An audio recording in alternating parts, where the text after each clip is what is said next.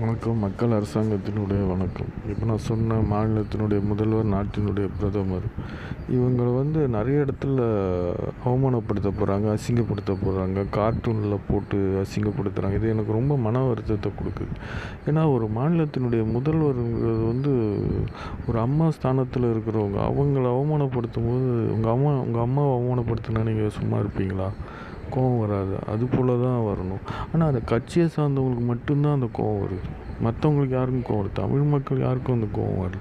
அதே மாதிரி ஒரு நாட்டினுடைய பிரதமர் அவமானப்படுத்தும் போது என்ன கோவம் வருதுன்னு அந்த கட்சியை சார்ந்தவங்களுக்கு மட்டும்தான் கோவம் வருது. நாட்டினுள்ள இருக்கிற யாருக்குமே கோவம் வரல. இப்போ இதிலேருந்தே நீங்கள் தெரிஞ்சுக்கலாம், அவங்க ஒரு நாட்டினுடைய பிரதமராக இருந்தாலும் சரி, ஒரு மாநிலத்தினுடைய முதல்வராக இருந்தாலும் சரி, ஒரு கட்சியை சார்ந்து அவங்க இருக்கிறதுனால தான் இந்த பிரச்சனைகளே வருது. அவங்க அந்த கட்சியை சார்ந்து இல்லாமல் அவங்க ஒரு முதல்வராகவும் ஒரு நாட்டினுடைய பிரதமராகவும் அவங்க இருந்துட்டாங்க அப்படின்னா அவங்களுக்கு எந்த ஒரு பிரச்சனையுமே வராது. இப்போ கருப்பு கொடி காட்டுறது, அவங்கள பற்றி தவறாக பேசுகிறது, இந்த மாதிரியான விஷயங்கள் மனதுக்கு ரொம்ப கஷ்டத்தை கொடுக்குது.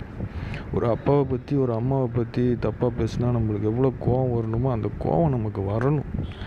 அப்போது அதுக்கு நம்ம அதை சரிப்படுத்தணும் அப்படின்னா அது மக்களால் மட்டும்தான் முடியும். ஏன்னா ஒரு அரசாங்கத்தை அமைக்கிறது மக்கள் தான். ஆனால் ஒரு திட்டங்களை தீட்டும்போது ஒரு கட்சியை சார்ந்து அவங்க திட்டங்களை தீட்டுறாங்க.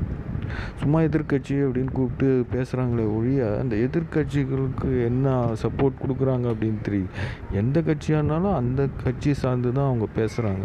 அவங்க கொடுக்குற திட்டத்தை மக்கள்கிட்ட திணிக்கிறாங்க. இது மிகப்பெரிய தவறு. மக்களுக்கு தேவையானதை செய்யறதுக்கு தான் ஒரு அரசாங்கம் உருவாக்கப்படணும். அப்படிப்பட்ட அரசாங்கத்தை உருவாக்குறதுக்கு தான் இந்த மக்கள் அரசாங்க சேனலுடைய மிக முக்கியமான நோக்கம். இது நம்ம யதார்த்தமாக நான் பேசிக்கிட்டு இருக்கிறேன். இதில் இவ்வளோ மொழி மறிவு எதுவுமே கிடையாது. ஒரு யதார்த்தமான பேச்சு.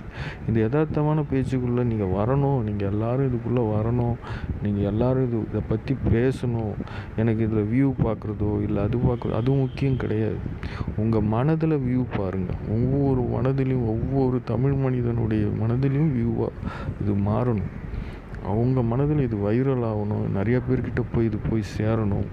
இதை பற்றின நிறைய விஷயங்களை நான் இந்த வீடியோக்களை போட்டுக்கிட்டு தான் இருக்க போகிறேன்.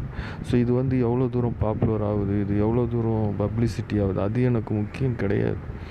இது ஒரு சில மக்கள்கிட்ட போய் சேர்ந்து அவங்க மூலமாக இது பல பேருக்கு இது போய் சேரணும் அப்படிங்கிறது தான் என்னுடைய ஒரே ஒரு நோக்கம். திரும்ப திரும்ப நான் அதான் சொல்லிக்கிட்டு வரேன். ஒரு விஷயத்தை நம்ம கையில் எடுக்கிறோம் அப்படின்னா அது யாரை நம்பி எடுக்கிறோம் அப்படின்னா மக்களை நம்பி தான் எடுக்கிறோம்.